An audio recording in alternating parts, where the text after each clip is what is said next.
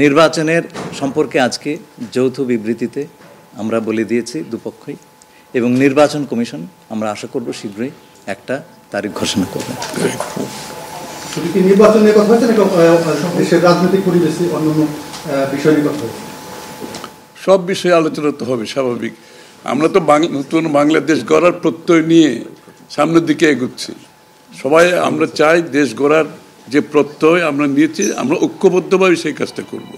শুধু নির্বাচনের আগে নয়, নির্বাচনের পরেও বাংলাদেশ গড়ার যে প্রত্যয় নিয়ে আমরা সবাই ঐক্যমত হয়েছি, সেটা আমরা সামনের দিকে এগিয়ে নিয়ে যাব।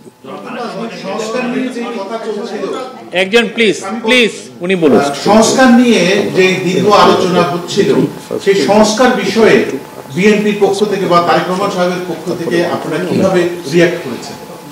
যে আবার স্যার আমি শুনি, যে সংস্কার নিয়ে যে বর্তমান সরকারের যে একটা বিশাল রূপরেখা তৈরি হয়েছে, একটা বিশাল তালিকা, সেই তালিকা নিশ্চয়ই আজকে আপনাদের সামনে উপস্থাপন করা হয়েছে। যে সংস্কার বিষয়ে আপনাদের মতামত কি? বিএনপি কিভাবে সেটাকে?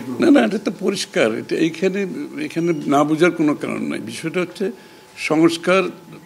চিফ অ্যাডভাইজার সাহেব, তারেক রহমান সাহেব, আমরা সবাই একই কথা বলছি।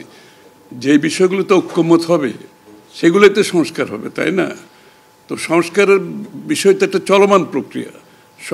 এমন না যে সব সংস্কার এখন শেষ হয়ে যাবে। এটা নির্বাচনের আগেও কিছু সংস্কার হবে যেখানে ঐক্যমত হবে, আর নির্বাচনের পরেও সংস্কার অব্যাহত থাকবে।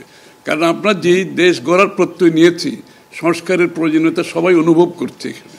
সুতরাং আগে পরে সংস্কার চলতে থাকবে।